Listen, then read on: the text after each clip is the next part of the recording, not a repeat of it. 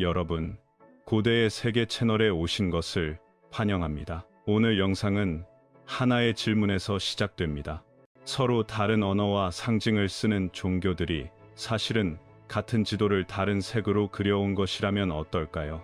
보리수 아래의 열반, 브라만과의 하빌, 노자의 도, 그리고 예수가 말한 하늘나라는 너희 안에 있다. 이 모든 가르침이 한 중심을 향해 걷고 있었다면 우리는 지금 그 중심을 더듬는 여정의 문턱에 서 있습니다. 그리고 그 지도에는 누구도 쉽게 메우지 못한 거대한 공백이 있습니다.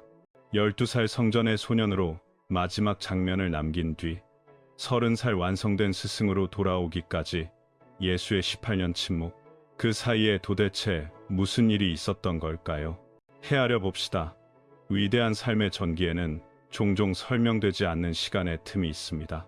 조선의 산사, 전등사, 죬덩시에도, 선사들의 행장에도 보이지 않는 몇 해가 수행과 유랑, 병고와 공부로 조용히 숙성되던 시절로 남습니다. 침묵은 부재가 아니라 변용일 수 있죠. 한반도의 지도 위에서 그 여백을 비춰보면 오래전부터 사상과 수행은 국경을 넘어 흘렀습니다. 항구와 장터, 서원과 사찰을 경유해 경전과 스승, 전승이 움직였습니다. 해인사의 장경판전, 오대산의 선맥, 지리산의 구도 전통이 땅의 기억 속에서도 수메이식 자비의 길은 이어져 왔습니다. 그렇다면 예수의 잃어버린 애는 실제 이동의 기록이 아니라 하더라도 무엇을 배웠는가, 체현했는가를 보여주는 방법의 좌표로 읽을 수 있지 않을까요?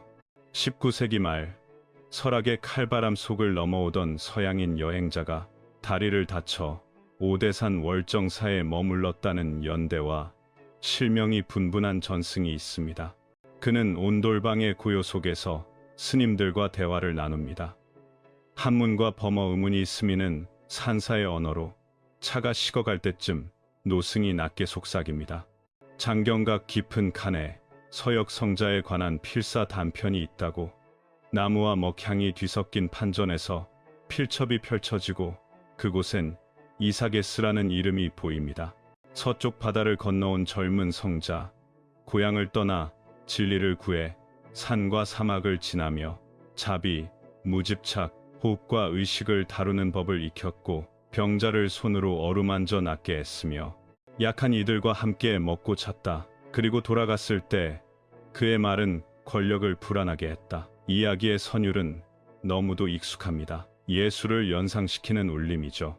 물론 한 장의 필사본이 곧바로 역사를 보증하지는 않습니다. 하지만 왜 이런 이야기들이 반복해서 떠오를까요? 그분의 가르침 속에서 이미 동방수행의 음양관조, 무소유, 자비의 행동이 또렷하기 때문입니다. 마음이 깨끗한 자, 원수를 사랑하라, 소유를 내려놓으라. 이 문장들은 한국 산사에서 1000번 만번 되뇌어진 무집착, 자비, 관용의 언어와 같은 중심을 가리킵니다. 그래서 전승은 이렇게 말합니다. 그분이 실제로 동쪽에 왔는지 아니면 동쪽이 그분 안으로 들어갔는지 둘 다 가능하다고. 우리는 사료 비판을 잊지 않습니다. 오늘날 해인사, 월정사, 송광사 같은 대가람에 보존된 방대한 장서 속에 예수를 곧바로 지칭하는 문헌이 공식 확인된 바는 없습니다. 그럼에도 이러한 이야기들이 지워지지 않는 까닭은 이 자체가 하나의 방법론, 곧 어디에 있었나를 캐묻기보다 무엇을 체현했나를 지금 여기 한국의 수행 문맥 속에서 읽어내라는 초대이기 때문입니다. 지도 읽는 법을 바꿔보죠. 사람과 지명의 좌표 대신 가르침의 좌표를 겹칩니다. 장경판전이 지켜온 법, 오대산의 선맥, 지리산 걸식과 무소유, 한성의 강학 전통 위에 너희 안에 하늘이 있다는 문장을 올려놓으면 동서의 문장이 하나의 중심으로 포개집니다. 우리가 그 중심을 마음이라 부르든 성령이라 하든 불성이라 하든 말의 옷만 다를 뿐 가리키는 곳은 같습니다. 여기까지의 단서는 우리에게 한 가지 태도를 남깁니다. 빈칸을 성급히 채우지 말 것, 대신 그 빈칸이 요구하는 숙성의 시간을 살아볼 것, 침묵의 공백을 해석하게 독방으로 바꾸지 말고 호흡, 시선, 행동의 자리에서 시험해 볼 것. 예수의 잃어버린 18년을 확정하지 못해도 그분이 체현한 사랑의 기술은 오늘 이 땅의 삶 속에서 충분히 검증될 수 있습니다. 사람들은 흔히 이렇게 말합니다. 복음서는 침묵할 뿐, 그 침묵은 평범함의 증거다. 하지만 12살의 성전 논쟁과 30살의 충만한 가르침 사이를 아무 일도 없었다로 메우기엔 변화의 폭이 너무 큽니다. 이 땅의 선승들이 입버릇처럼 말하듯 큰 깨달음 앞에는 언제나 길 없는 길이 있습니다. 남해 보리암에서 새벽 바다를 마주한 수행자도, 금강산 표은사에서 장좌불화하던 납자도, 세속의 쌀독을 지키며 묵묵히 품을 나누던 제가자도 모두 한 번쯤 삶의 지도를 통째로 바꾸는 공백의 계절을 통과합니다. 그러니 예수의 침묵기는 사실의 결핍이 아니라 양식의 변형이라 읽어야 합니다. 무엇을 배웠는가, 어떻게 몸에 새겼는가, 그 흔적은 나중에 언어와 행동 속에 남습니다. 그 흔적 중 첫째는 호흡과 마음의 기술입니다. 산사의 방부, 들이초학자에게 가장 먼저 가르치는 건 지식이 아니라 호흡이죠. 들숨과 날숨 사이의 얇은 칼날 위에 마음을 세우는 법, 일어나는 감정과 생각을 붙잡지 않고 보내는 법, 그 빈자리에서 자비가 자연히 솟구치도록 두는 법, 예수의 말솜씨 비유 하나로 굳은 마음을 풀어내는 그 방식은 선방의 화두와 닮아 있습니다. 낙타가 바늘귀를 통과하는 것이 같은 문장은 논리로 푸는 문제가 아니라 의식의 틀을 비틀어 여는 장치입니다. 설악영랑호의 잔물결처럼 조용하지만 집요하게 듣는 이의 내면을 흔들어 다른 깊이로 인도합니다. 둘째는 무소유와 동행의 양식입니다. 전남 송광사 유물관에는 보물보다 누더기 장삼이 더 말이 많습니다. 입고 또 꿰매 입은 그 헝겊에는 삶의 방향이 새겨져 있거든요. 예수의 행로도 그러했습니다. 집과 소유를 비워 가벼워졌기에 병든 자와 가난한 자 곁으로 더 멀리 걸어갈 수 있었습니다. 갈릴레아 호숫가의 걸음은 한강나루의 걸음과 다르지 않습니다. 가벼움은 곧 접근성이 되고 접근성은 곧 치유의 기회가 됩니다. 우리가 그를 요기요기로 상상하는 순간 그의 무소유는 단순한 금욕이 아니라 관계의 기술임이 드러납니다. 소유를 내려놓아 상대가 들어올 자리를 만든 것, 그 자리에 사람들이 앉아 먹고 쉬고 울고 낳습니다. 셋째는 몸의 지혜입니다. 동양의 수행은 마음만 다루지 않습니다. 호흡과 시선, 손과 발, 심지어 혀끝의 맛까지 훈련의 대상이죠. 불전속, 보시, 공양, 수행의 행법이 일상의 섬세함으로 번역돼 있듯 예수의 치유는 말보다 손을 통해 많이 일어납니다. 손은 마음의 마지막 번역기이기 때문입니다. 오대산 약수함에서 물을 뜨며 물은 물에게서 낳는다던 노승의 말을 기억합니다. 만짐의 온도, 침묵의 길이, 함께 걷는 보폭, 그 미세한 차이가 병을 병이라 부르지 않아도 낫게 만듭니다. 복음서의 치유 장면을 이틀로 읽으면 기적은 초월적 개입이라기보다 정밀한 존재의 방식으로 다가옵니다. 넷째는 언어의 길들이기입니다. 선방의 공안은 답을 요구하지 않습니다. 오히려 답습하는 말을 비워보는 자를 앞으로 부릅니다. 예수의 비유도 동일합니다. 씨 뿌리는 자의 비유를 들은 뒤 들을 귀 있는 자는 들어라 한마디만 남기고 돌아서죠. 말은 장식이 아니라 거울이 됩니다. 듣는 이가 자신의 얼굴을 보도록. 이 방식은 한국 유학의 강학, 권고, 전통과도 통합니다. 퇴계 율곡이 문답으로 제자했고 되는 과정을 돕던 것처럼 그는 제자들에게 살아있는 질문을 건넵니다. 질문을 등에 지고 걷게 만들고 걷다 보면 사람이 달라지는 그런 교육. 이제 오래된 반론으로 돌아가 봅니다. 팔레스타인의 청년이 어떻게 3000리 바깥의 동방수행과 닿나? 우리는 종종 고대를 오늘의 단절로 상상하지만 바다는 길이었고 사막은 교차로였습니다.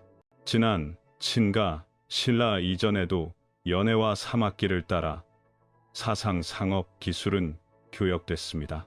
한반도만 봐도 남해 동해의 포구는 중국 외와 통했고 불교의 경로는 백제와 외, 고구려와 요동을 타고 왕래했습니다.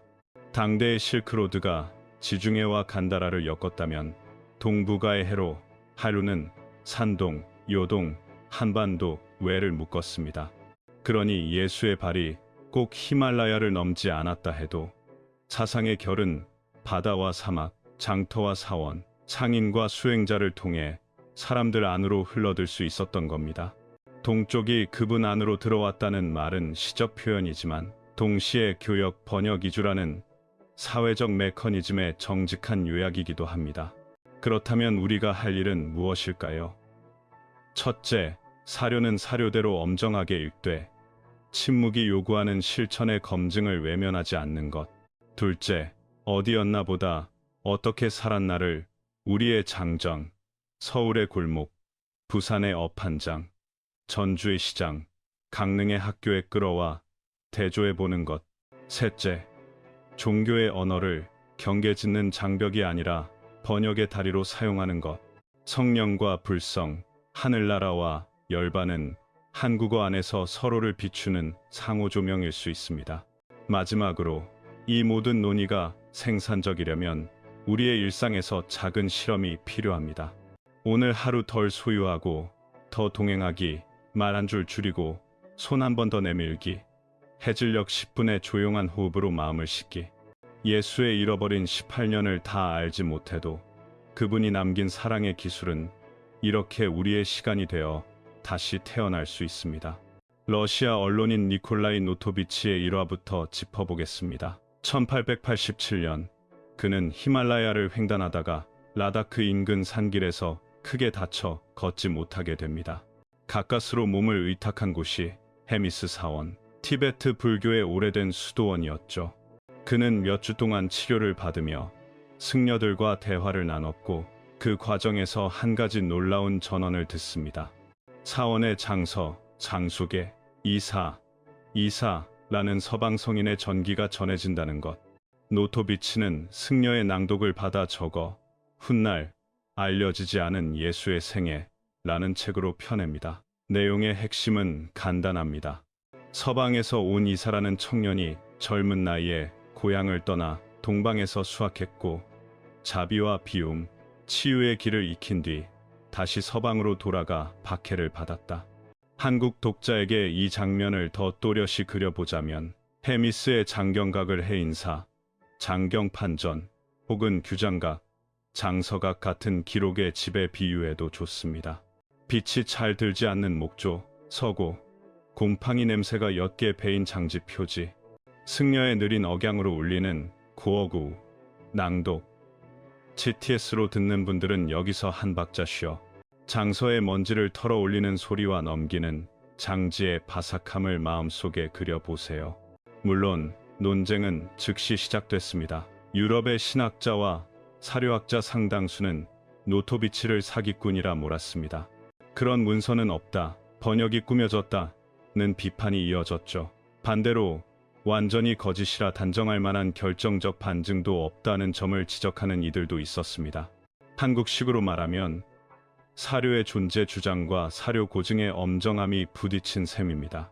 우리가 조선왕조실록을 대할 때처럼 원본의 개통, 필사, 전승, 언어 층위를 하나하나 따져야 하지만 동시에 전승 자체가 제기한 질문도 쉽게 치우쳐 버려선 안 됩니다. 여기서 중요한 또 하나의 증언이 등장합니다. 1922년 인도의 사상가이자 베단타 승려 스와미 아베다난다가 히말라야를 순례하며 헤미스를 방문합니다. 그는 승려들의 인도로 유사한 기록을 열람했다고 회고했고 1929년 카슈미르와 티베트에 그 경험을 남겼습니다. 한국 독자 감각에 맞춰 말하자면 서학자 시학자보다는 동방의 수행자가 기자의 모험담이 아니라 수행일지의 형식으로 같은 요지를 적었다는 점이 의미심장합니다. 하나의 주장에 서로 다른 지식 체제가 교차 확인을 건넨 셈이니까요. 그 뒤로도 여행자, 선교사 학자들의 단편적 증언이 이어집니다.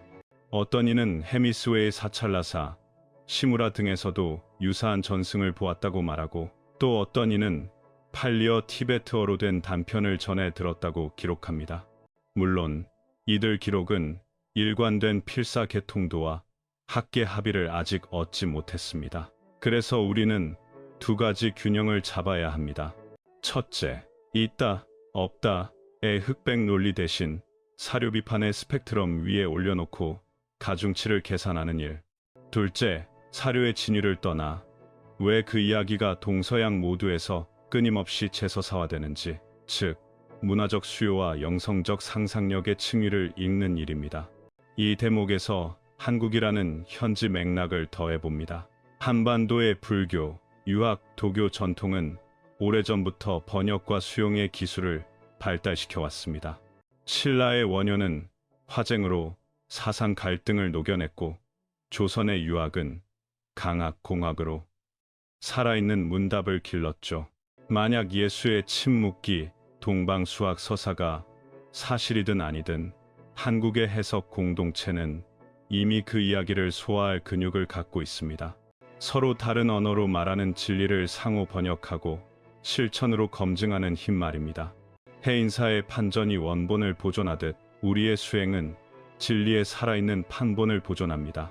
마지막으로 TTS로 듣는 분들을 위한 짧은 정리를 끼워 넣겠습니다. 노토비치 1887년 헤미스에서 이사 전승을 접했다 주장, 책으로 간행 학계의 거센 반박. 아베다난다 1920년대 순례 중 유사 기록 열람을 증언, 수행자의 언어로 보강. 그 뒤 산발적 증언과 반증이 엇갈림 결정타는 없지만 사료 비판의 과제가 남아있음. 한국 맥락, 화쟁, 강학의 전통이 상호 번역과 실천 검증의 토대를 제공. 핵심은 이것입니다. 기록이 있든 없든 그 전승이 반복해서 소환되는 이유는 예수의 가르침 속에서 동방 수행의 결이 읽히기 때문입니다. 그리고 그 결을 오늘 우리의 자리, 서울, 부산, 전주, 강릉, 제주의 호흡, 손길, 걸음으로 번역하는 일. 그게 우리가 할 수 있는 가장 한국적인 응답입니다. 다음으로 예수의 침묵의 18년이 어떻게 동방과 닿을 수 있었는가, 즉 경로와 맥락을 살핍니다. 흔히 나사렛의 목수, 소년이 어떻게 티베트까지 가나? 라고 묻지만 1세기 지중해 근동남아시아는 생각보다 훨씬 치밀하게 연결된 세계였습니다. 먼저 실크로드입니다. 이는 한 줄기 선이 아니라 사막 초원 해양을 엮은 거대한 교통망이었죠. 지중해의 로마 알렉산드리아, 레반트의 가이사랴, 티레, 메소포타미아의 팔미라, 이란 고원의 에크바타나, 파미르를 넘어 간다라, 탁실라, 그리고 겐지스 평야로 이어지는 지상로가 있었고, 홍해 아라비아의 인도, 서해안을 도는 해상로도 활발했습니다. 차, 낙타 종대가 모래를 가르는 소리, 항구의 중줄과 돛대가 부딪히는 쇳소리를 상상해보세요. TTS로 듣는 분들은 여기에서 한 호흡 쉬고 물류와 사람, 그리고 사상이 함께 움직였다는 사실을 떠올리면 좋습니다. 그 거점 중 하나가 알렉산드리아였습니다. 이곳은 단순한 항구가 아니라 사상의 허브였습니다. 알렉산드리아 도서관과 박물관, 무세이온, 헬레니즘, 유대 신비사상, 이집트 전통에 더해 인도 철학 문헌의 단편까지 수집했고, 상인, 망명자, 학자, 수행자들이 모여들었습니다. 오늘의 감각으로 비유하면 학문과 영성의 글로벌 오픈 캠퍼스에 가까웠습니다. 여기서 언어와 개념이 서로 번역되었고, 신신의 이름은 달라도 체험의 골격이 닮았다는 직관이 자라났습니다. 고고학적, 미술사적 표지도 남아 있습니다. 간다라, 불상에서 보이는 헬레니즘 양식 수평 주름의 두터운 옷주름, 직선적 코와 이마, 균형 잡힌 이상화, 은 단순한 양식 차용이 아니라 동서 교류의 흔적입니다. 인도 서해안 항구 바루가자 등에서는 로마 동전이, 반대로 지중해 도시들에서는 인도산 향료 보석의 흔적이 확인됩니다. 잠시 물건이 오갔다는 건 사상 서사, 수행법도 따라 움직였다는 뜻이죠. 그러니 팔레스타인 청년이 상인 순례단 유학생의 카라반에 합류해 알렉산드리아, 다마스쿠스, 메소포타미아, 탁실라로 이어지는 루트를 밟았을 가능성은 상상 속 모험담만은 아닙니다. 이제 질문을 한국의 지리 기억 위로 살짝 옮겨보겠습니다. 한반도 역시 고대부터 해상 실크로드의 끝자락과 닿아 있었습니다. 남해의 포구통영, 남해의 완도, 서해의 항로군산, 강화는 중국 연해 남중국해로 이어졌고 신라의 신라방, 백제의 외워 교류는 사상과 기술의 이동을 전제로 했습니다. 불교가 한반도에 들어올 때도 경전만 온 게 아니라 수행의 방식과 번역의 기술이 함께 왔죠. 이런 맥락을 떠올리면 고대 팔레스타인과 인도 사이의 왕복 역시 가능성의 지평 안에 놓입니다.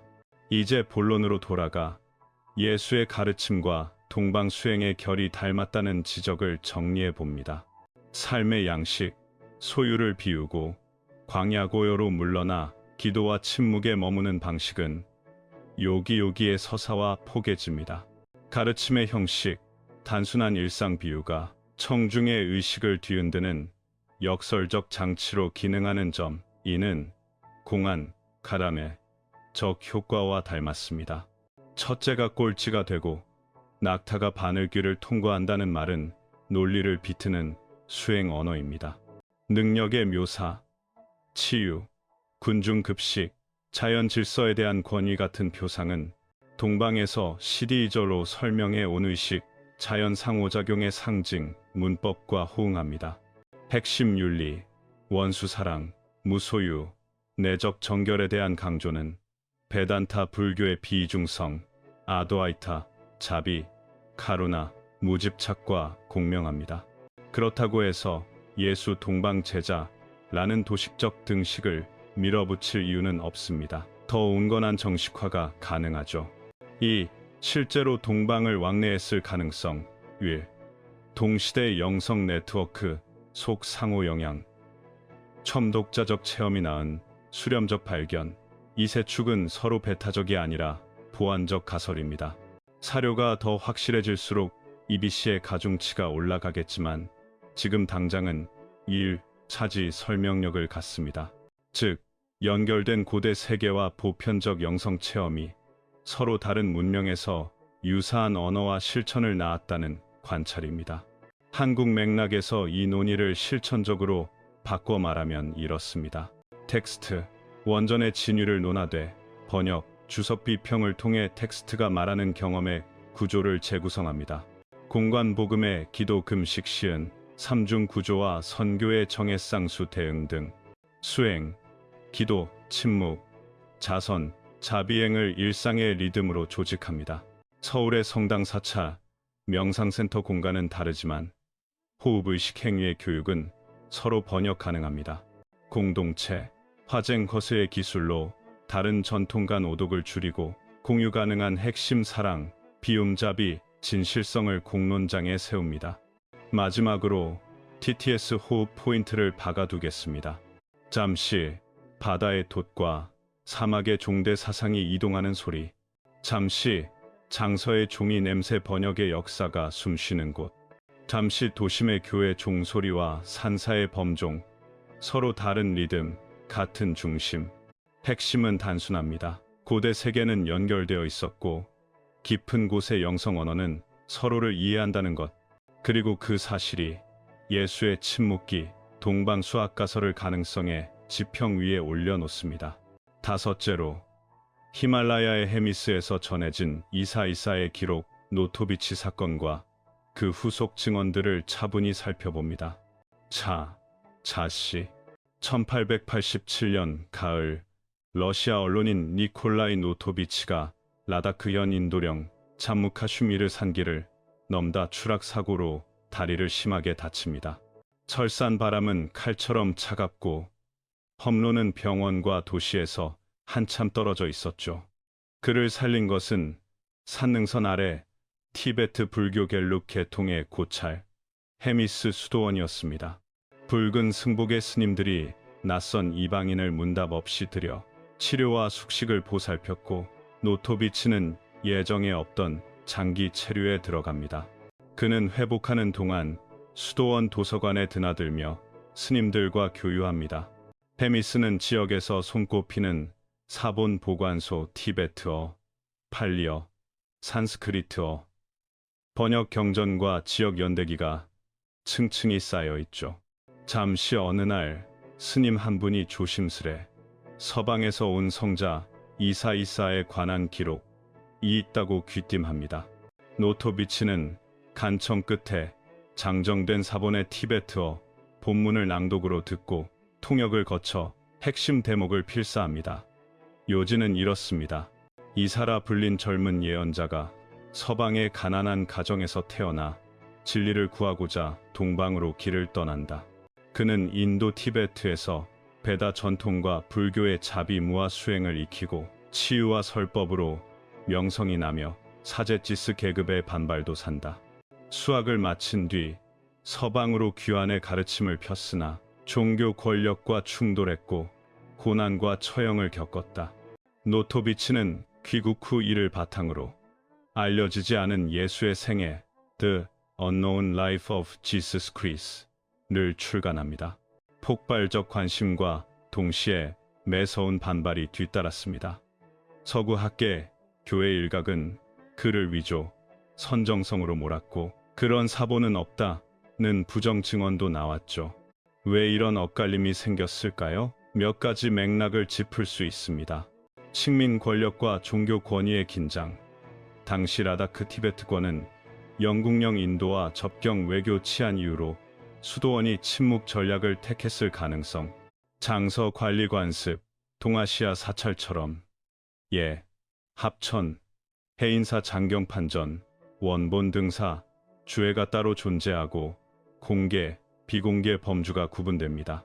방문자의 자격, 추천, 체류 기간에 따라 열람 범위가 달라지곤 하죠. 언어 번역의 다층성, 티베트어 낭독본, 구술 통역, 가정에서 서사 압축 용어 치환이 불가피했고 이후 2차 인용에서 차이가 커졌을 수 있습니다.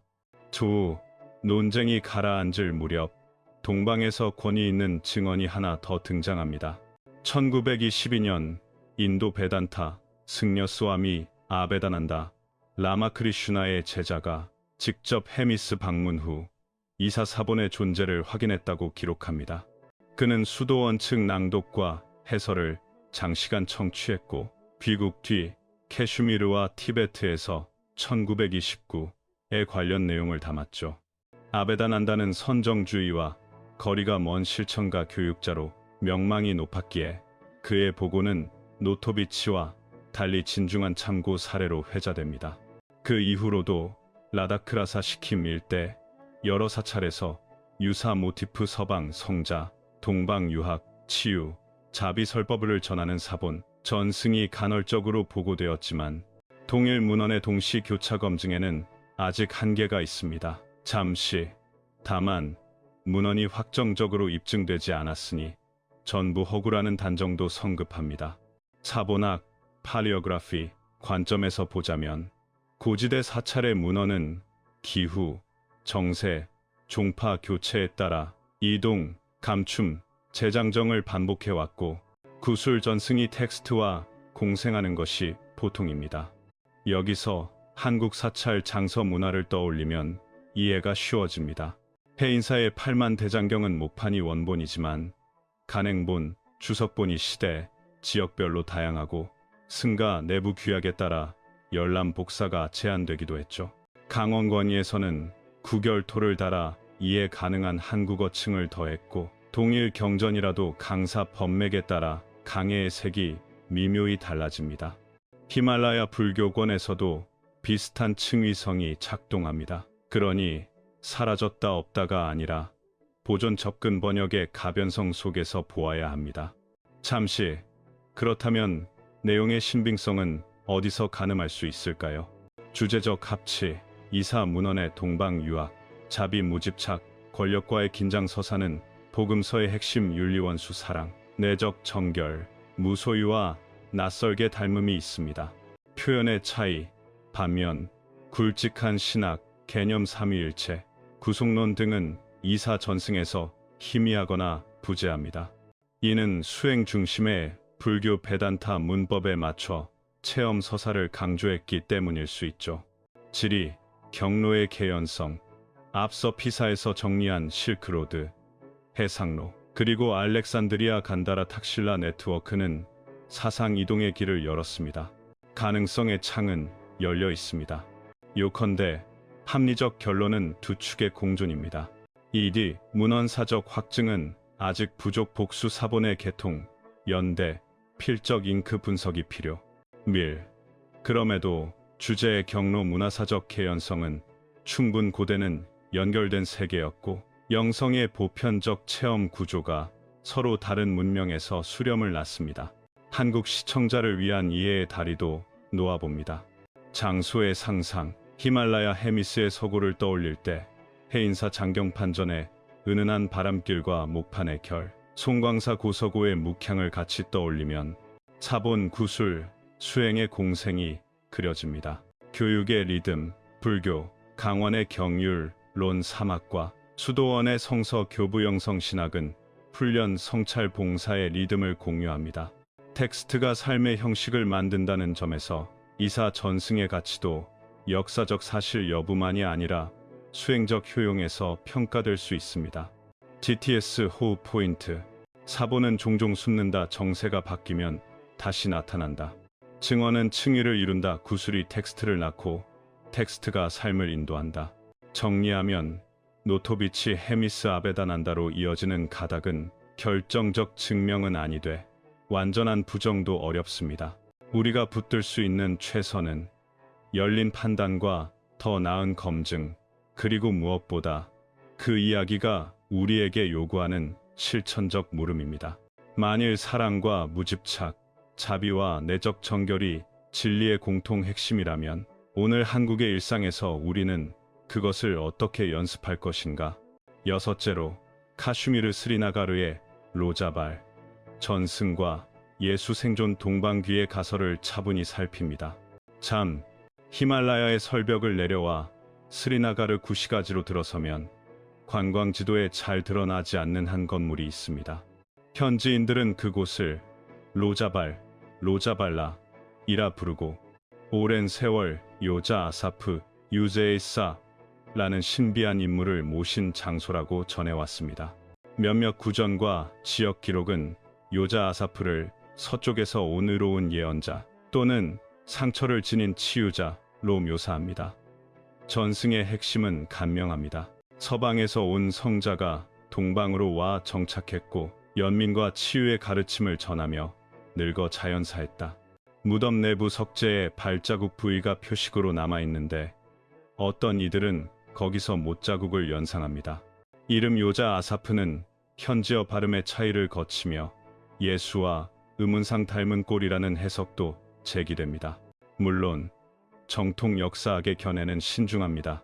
로자발은 여러 성자의 전승이 겹친 복합지층일 수 있고 발자국 표식은 다른 순례 전통에서도 흔히 보이는 상징이라는 것이죠. 또한 무덤의 연대, 유의 기원을 과학적으로 확정하려면 층위 발굴, 재료 분석, 문서 계보 추적이 필요하지만 종교적 민감성과 현지 공동체 합의라는 높은 장벽이 앞을 가로막고 있습니다. 참, 그럼에도 로자발이 연구자 순례자들을 붙잡아 두는 이유는 그것이 가능성의 가설을 생활 감각과 장소성 속에 던져주기 때문일 겁니다. 만일 어떤 성자가 극형 후에도 살아남아 또는 회복하여 자신이 배운 곳으로 되돌아가 조용히 살았다면 어떨까? 그 생각은 문헌의 빈칸을 억지로 메우려는 상상이라기보다 영성의 리듬, 배움, 추자, 봉사, 인, 침잠, 딩, 귀가 이 인간 생애 주기에 어떻게 새겨지는가를 묻게 만듭니다. 이 대목에서 자주 거론되는 것이 요기의 생리, 호흡 조절 전통입니다. 인도 티베트 수행 문헌에는 호흡 대사, 심박을 극도로 낮춰 가사, 자스, 유사 상태에 드는 케왈라 쿤달라니, 케왈라 쿠엄무아가류의 서술이 드문드문 등장합니다. 현대 의학의 시선으로는 검증 난이도가 높고 전통 내부에서도 은유적 교학적 해석이 공존하지만 몸의 시계 경계에 닿는 훈련이라는 골자는 여러 수행 전통이 공명합니다. 이러한 맥락이 십자가형 후 생존 가설을 자극해 온 것도 사실입니다. 다만 살해 메커니즘 재현성의 삼박자가 갖춰져야 과학적 주장이 되므로 현재로선 신앙, 전승, 사적 관심의 영역에 두는 것이 온당합니다. 참 흥미로운 것은 로자발 전승을 둘러싼 논쟁이 어느 한 진영의 승리로 끝나지 않고 반복해서 사회 문화적 질문으로 되돌아온다는 점입니다. 역사의 사실성이 불확실할 때 전승의 윤리는 무엇을 요구하는가? 그 질문을 한국의 맥락에 비춰보면 몇 가지 사유가 이어집니다. 장소의 기억과 공동체 합의. 한국에도 성지, 사적지가 많습니다. 사찰의 조사당, 순교 성지, 서원 서당 같은 곳은 문헌 유물 구전이 얽혀 기억을 지탱합니다. 학문은 증거의 층위를 가려야 하지만 동시에 현지 신앙, 정체성을 존중하는 대화의 기술이 필요합니다. 로자발 논쟁이 우리에게 가르치는 첫 수업은 증명하려 들기 전에 먼저 듣는 법입니다. 보편 윤리의 수렴. 로자발의 실증 여부와 무관하게 그 주변에 응결된 자비치유, 무소유의 서사는 한국 불교의 자비행, 유교의 인애, 개신교의 이웃 사랑과 코어 윤리에서 만납니다. 사실 가치의 구분을 흐리지 않되 공통 규범을 현재 진행형으로 실천하는 것이 더 본질적일 수 있습니다. 길 위의 학습 실크로드의 생활사. 앞서 살핀 알렉산드리아 간다라 탁실라 네트워크는 오늘의 한국에도 생활 차원 교류로 살아 있습니다. 이주, 유학, 순례가 일상화된 시대에 사상은 이동하고 영성은 번역됩니다. 로자발의 진위가 어떠하든 길 위에서 배우고 돌아와 나눈다는 학습의 윤리는 한국 청년 구도자에게 여전히 유효합니다. 참, 결국 이 전승이 우리에게 던지는 요청은 단순합니다. 성자생가 정말 동방에 머물렀는가?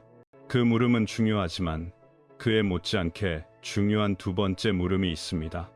그가 가르친 자비와 사랑, 내적 정결을 우리는 한국의 일상에서 어떻게 구현할 것인가? 관계에서는 상처의 보복 대신 회복적 대화를 택하는 용기, 소유에서는 과시 대신 충분함, sufficient을 배우는 훈련, 호흡에서는 하루 한 번 정좌 호흡 관찰로 안쪽의 소란을 가라앉히는 습관, 도시에서는 바쁜 출퇴근길 한 사람의 고단함을 알아차리는 자비의 시선. 이렇게 볼 때 로자발은 증거의 법정만이 아니라 양심의 도장이기도 합니다. 무덤의 주인이 누구였든 그 앞에 선 우리의 태도, 겸허, 경청, 실천가 결국 나의 역사를 씁니다. 일곱째로 동방영성과 예수의 길이 어떻게 서로를 비춰주는가를 우리 일상과 한국의 지리, 역사적 맥락 위에서 정리합니다. 잠시 어떤 이름을 붙이든 본질은 비슷합니다. 불교의 자비, 유교의 인낸, 도교의 무위무해, 힌두의 박티, 봉헌, 그리고 예수의 무조건적 사랑 모두가 인간의 마음을 자기중심성에서 비워 타자와 세계를 향해 열어두라고 요청합니다. 그래서 많은 연구자들이 말하듯 예수의 가르침을 종교의 소유물이 아니라 보편 윤리의 정수로 들으면 동서전통은 충돌보다 공명을 더 자주 일으킵니다. 예수의 비유파람은 선문답 공안처럼 이성의 직선을 꺾어 직관의 창을 엽니다. 광야의 기도, 단식 침묵은 수행 전통의 정좌, 호흡 관차, 안거와 리듬이 닮았습니다. 소유에서 충분함으로, 보복에서 화해로, 배제에서 환대로 방향은 하나입니다. 잠시 이 보편성을 한국의 장소성 위에 놓고 보면 더 선명해집니다. 한반도 역시 고대부터 실크로드의 곁길을 걸었습니다. 경주, 울산, 부산으로 이어지는 해상 네트워크를 타고 가야 백제 신라가 남방과 서역의 사상, 기술을 받아들였고 황룡사, 분황사, 불국사 같은 도량은 단지 건축이 아니라 지식 수행의 허브였습니다. 오늘의 인천공항, 부산항이 물류의 관문이라면 고대 사찰과 서원은 정신의 관문이었죠. 그렇게 들어온 타자의 지혜를 우리말, 우리 살림으로 번역해낸 것이 한국 사유의 힘이었습니다. 예수의 길을 오늘 우리가 새로 듣는 일도 다르지 않습니다. 수입이 아니라 번역, 모방이 아니라 체화가 핵심입니다. 그래서 제안합니다. 예수, 동방 논쟁의 사실성을 탐구하는 일과 별개로 우리가 지금 여기서 당장 할 수 있는 생활 수행을 하루 10분 정좌, 호흡 관찰, 의자 끝에 앉아 척추를 길게 세우고 4초 들이마시고 6초 내쉰 호흡에 주의만 둡니다.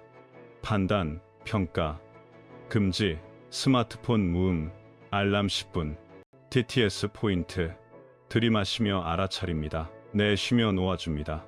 관계에서의 한 문장 잡이, 출퇴근길, 집 회사에서 하루 단 한 번, 마음속으로 말합니다. 당신의 고단함을 봅니다. 오늘만은 부드럽게 대하겠습니다. 말의 톤은 낮추고 속도는 반박자 늦춥니다. 소유의 다이어트 충분함 실험. 한 달에 하루 무소비 데이를 정해 필수의 지출을 멈춥니다. 냉장고, 옷장, 책장에 적어둡니다. 이미 충분하다. TTS 포인트. 덜 가지며 더 느낍니다. 용서의 근육 회복적 문장 3개.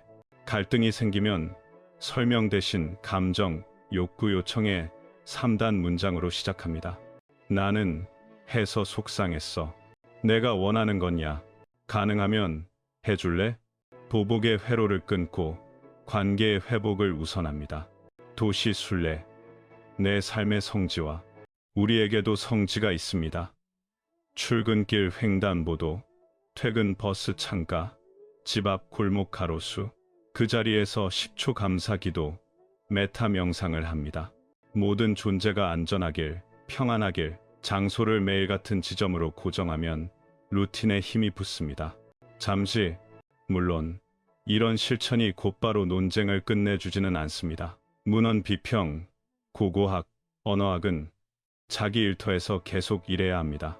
다만 기억할 것은 성스러움은 언제나 이중 언어로 말해왔다는 사실입니다. 사실의 언어, 연대, 지명, 문서, 계보물증, 가치의 언어, 삶을 바꾸는 태도, 관계 습관. 우리는 둘 중 하나를 버리라고 배운 적이 없습니다. 오히려 둘을 함께 키우는 법을 배워야 했습니다. 서울대 도서관에서 논문을 읽는 일과 퇴계로 골목에서 마음을 낮추는 일이 같은 방향을 가리킬 수 있도록. 잠시 이 대목에서 예수의 가르침을 요가적 삶으로 요약하는 관점이 왜 설득력을 얻는지도 이해됩니다. 요가의 고전은 말합니다. 아임사, 비폭력, 산토샤, 만족, 다나, 배, 사티야, 진실, 이슈와라, 프라니다나 넘어 맡김. 그리고 예수는 이렇게 말했죠. 원수를 사랑하라. 너희 중 누가 큰 자가 되고자 하느냐? 모든 사람의 종이 되어라. 공중의 새를 보라. 단어는 다르지만 내어놓음, 만족, 봉사, 맡김의 내 축은 그대로 겹칩니다. 그러니 어디서 배웠느냐의 물음은 중요하지만 더 중요한 건 나는 오늘 무엇을 실천하느냐입니다. 잠시 한국적 맥락에서 마지막으로 하나 더. 말엔을 아끼는 전통입니다. 선가의 언어도단, 옌고더둔, 육아의 군자는 말에 민첩하지 않다. 그리고 예수의 너희 말은 예 말은 아니오만 하라. 오늘의 댓글 문화 단톡방 SNS는 우리를 빠른 말로 밀어붙입니다. 그러나 느린 말이 깊은 삶을 만듭니다. 하루에 단 한 번, 발설 전 3초 멈춤을 습관화해 보세요. TTS 포인트, 멈추고 살핍고 말합니다. 그것만으로도 당신의 하루는 평화 쪽으로 기울기 시작합니다. 잠시 길게 정리하면 예수와 동방의 인연을 둘러싼 이야기는 증거의 스테이지와 삶의 스테이지를 동시에 비춥니다. 전자에서는 검증과 반검증이, 후자에서는 겸허와 실천이 우리의 역할입니다. 그리고 한국이라는 좌표 위에서 우리는 배운 것을 우리말로 번역해내던 선조들의 기술을 다시 꺼내면 됩니다. 명료하게 생각하고 조용히 사랑하고 부드럽게 행동하는 법, 그 세 가지가 갖춰질 때 그분이 어디에서 무엇을 배웠는가라는 질문은 자연스레 나는 오늘 어디에서 사랑을 배우는가? 라는 물음.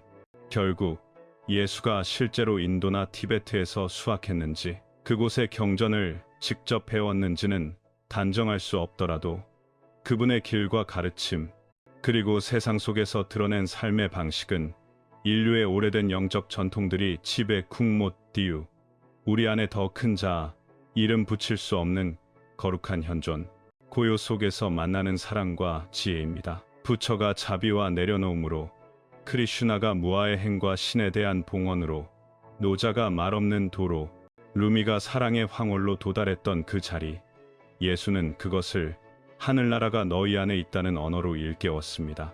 그래서 신앙의 핵심은 또 하나의 제도나 계율을 쌓는 데 있지 않습니다. 한 인간이 자기 안의 신성을 기억해낼 때 무엇이 가능해지는지 보여주는 것에 있습니다.